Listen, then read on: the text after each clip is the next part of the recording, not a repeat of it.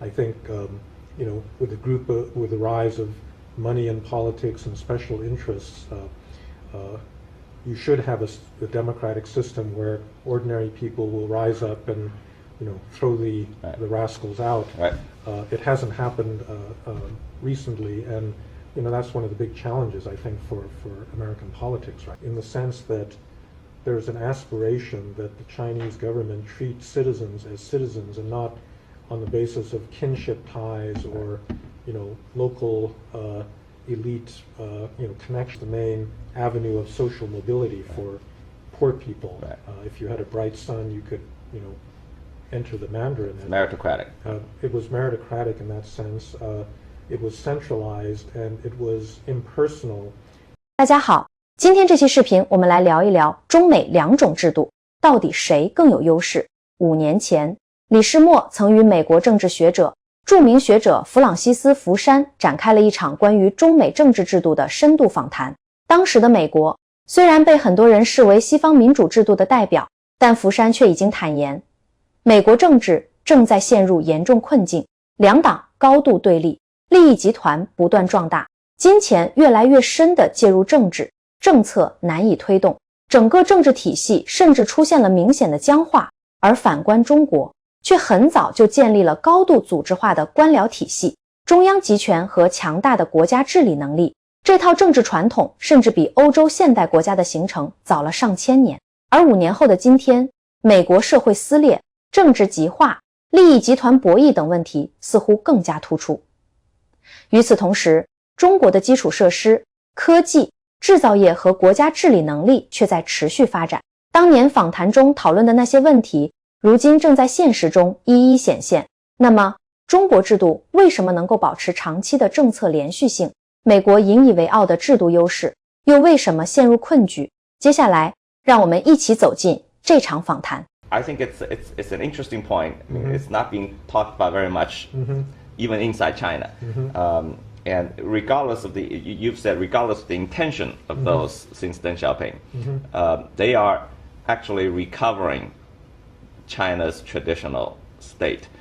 In fact, many, I might argue that, since the collapse of Chinese state at the beginning of at the late 19th century, the Chinese have been trying again and again to recover that state. So tell us about that, how you see it.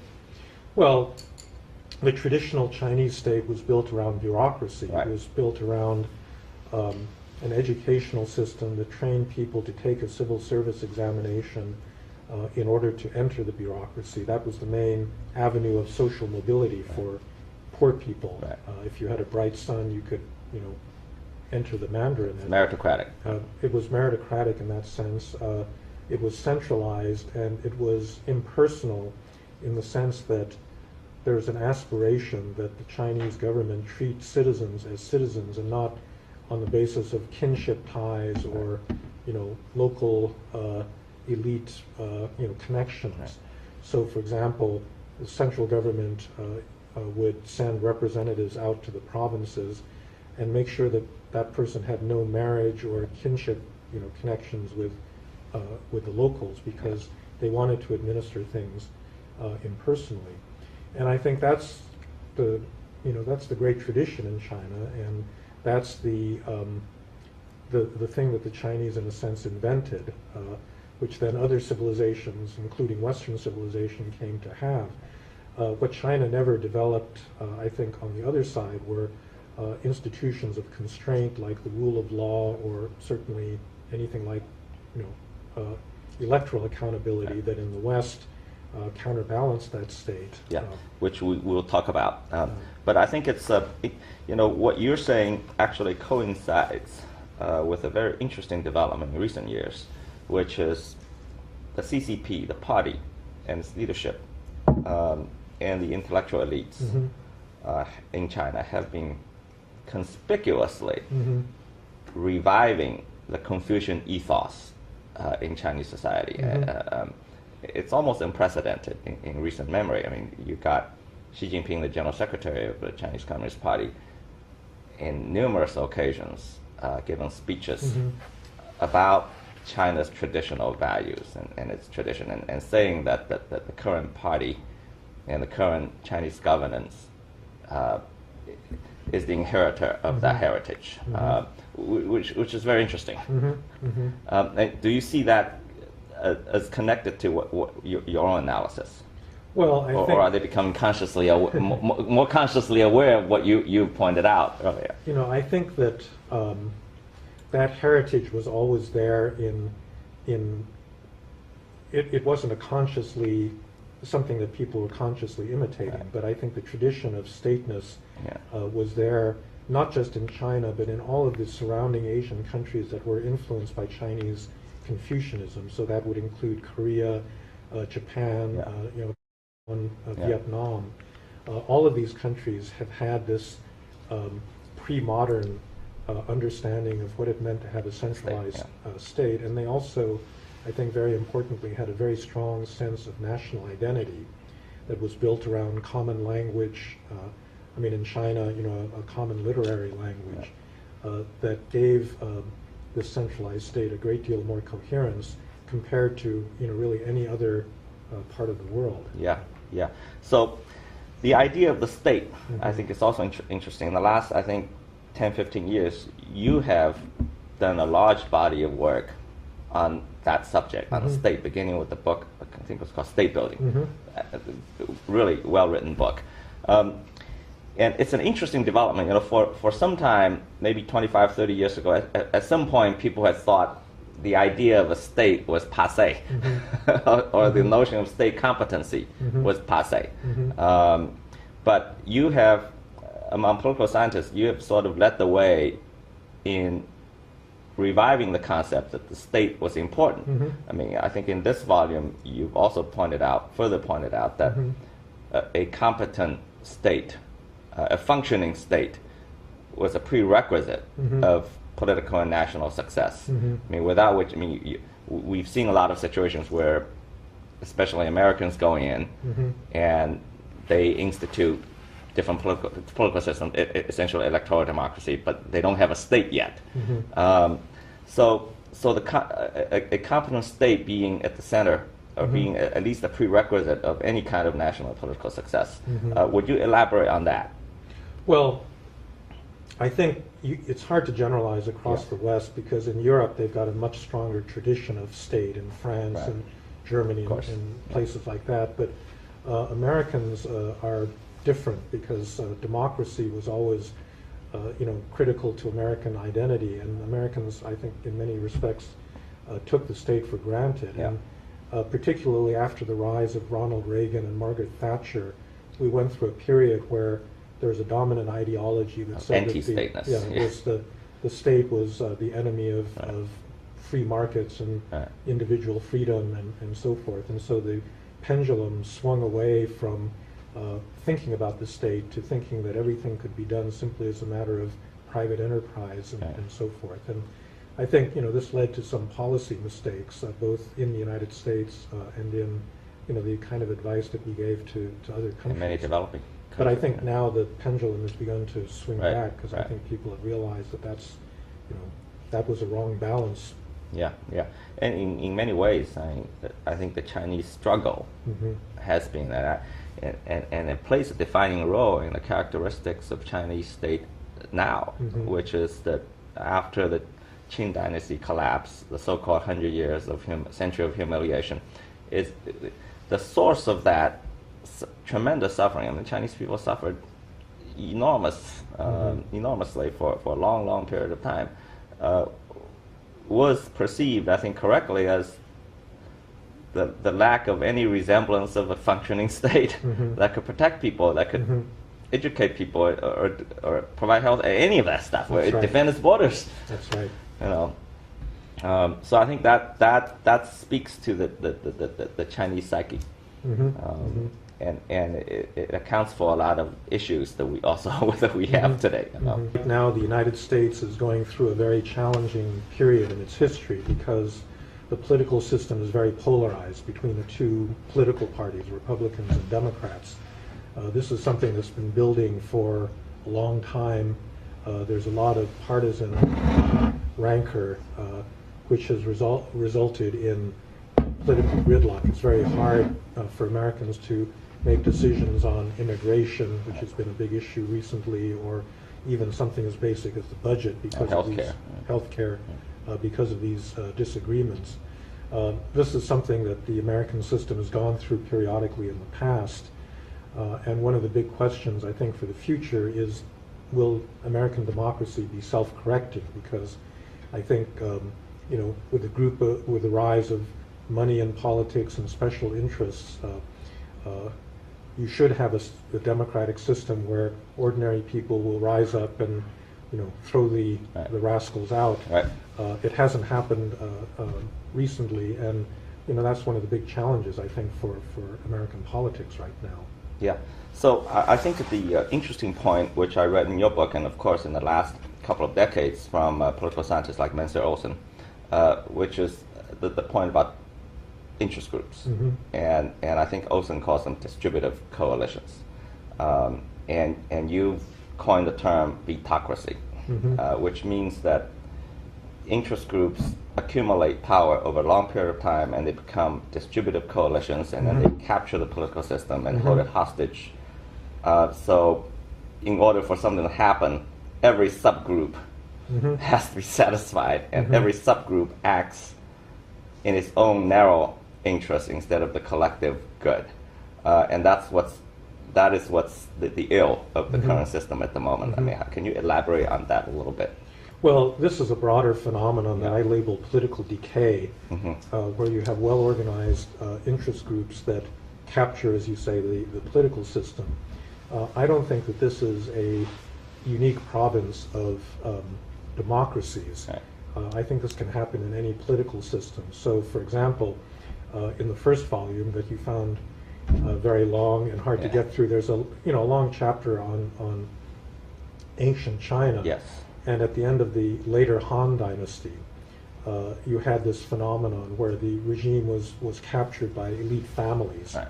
And this is something that went on for the next 300 years, in the period of the Three Kingdoms and so forth. And then it was the more impersonal Chinese system was then restored, in later dynasties. And so it's a cycle that countries go through. I think in the United States, right now, it's become problematic because interest groups are extremely well funded. Our Supreme Court has said that essentially money in politics is a form of free speech that's protected by the First Amendment, which I think is a mistaken interpretation of the Constitution, but that's what the court has said. And so, you have Wall Street, for example, that has a very large concentration of money. And they can block things that are harmful to themselves, and I think that's a really big issue now. Which view terms vetocracy.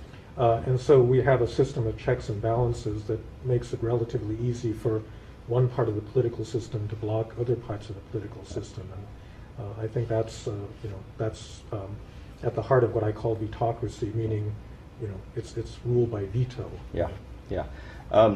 Another concept that you elaborated on in the book, which I found is the first time I ever really studied this, is the judicialization of political governance.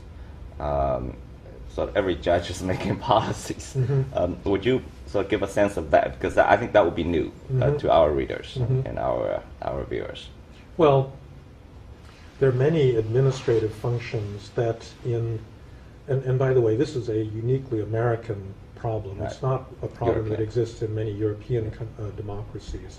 But in the United States, we have this very strong tradition of common law that comes from England. So law was really the first institution that was established way before the colonies were independent of Britain and there was democracy or anything else. And it means that judges in this system have actually a lot of policy-making power. So, for example, the legalization of abortion, which in other democracies was done by the legislature, in the United States was really done by a decision of the courts. Yeah. And in the ordinary enforcement of law, ordinary Americans actually have the right to sue the government to either enforce a law or to prevent the government from enforcing a law in a way that just doesn't exist in other countries. And so this is one of the respects in which I think the courts have taken over functions that are more properly played by the executive branch or by an administrative agency. Right. Yeah, for instance, in California, we had this conversation that the high-speed rail project, Governor Brown's high-speed rail project has more than 200 lawsuits on it. I mean, that would be a part of that. That's right, and that's what makes a lot of infrastructure projects. It delays them and makes them more expensive because of the ability of private individuals to sue. Yeah. Now, according to Mr. Olson, when the political system is captured by distributive coalitions, there is always almost no solution to it. You're basically stuck short of a revolution or some kind of external shock. So how does the system get out of that? I mean the revolutions and external shocks are not welcome phenomena anywhere. Yeah. So how do we, if a system is indeed captured by distributive coalitions and is ossified that way, how do you break out of that? I mean, what kind of reforms, for instance, what does America need, political reforms does America need to get beyond this, if ever? Well, I think that sometimes the shock takes the form of an economic crisis. Right. And this is what happened in the 1930s. You had the stock market crash in 1929 and then a big banking crisis. Right. It led to greater than 20% unemployment rate, and a lot of economic pain. And I think that was a shock that was sufficient to then create the New Deal coalition led by Franklin Roosevelt that basically put in place the American welfare state. Yeah. In the period after the 1930s.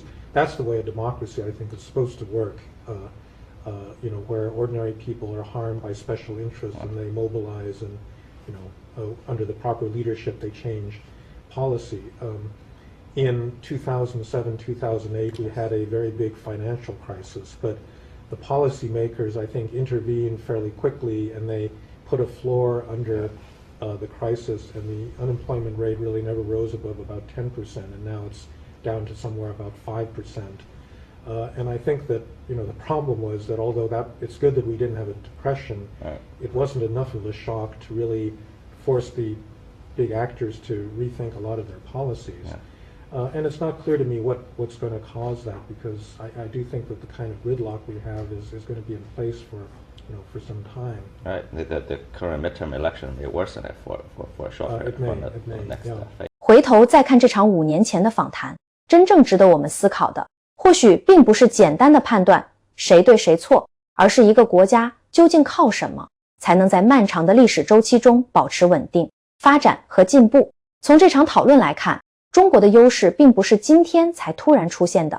中国拥有数千年的国家治理传统，从秦汉时期形成的大一统国家体系，到后来不断完善的官僚制度、人才选拔和中央治理体系，再到今天不断现代化的国家治理能力，这套体系经历了漫长历史的检验，也在一次次调整和改革中不断演变。正因为如此，中国的发展并不是建立在短期的政治口号之上，而是有着非常深厚的历史积淀和制度连续性。反观西方，尤其是美国，曾经引以为傲的制度优势，如今却越来越暴露出另一面：两党恶斗、政治极化、利益集团、金钱政治、社会撕裂，甚至连最基本的政策都可能陷入长期争执。制度设计原本是为了避免权力失控，但当制衡不断演变成相互掣肘，当不同利益集团为了自身利益不断博弈，最终会不会出现一种尴尬局面？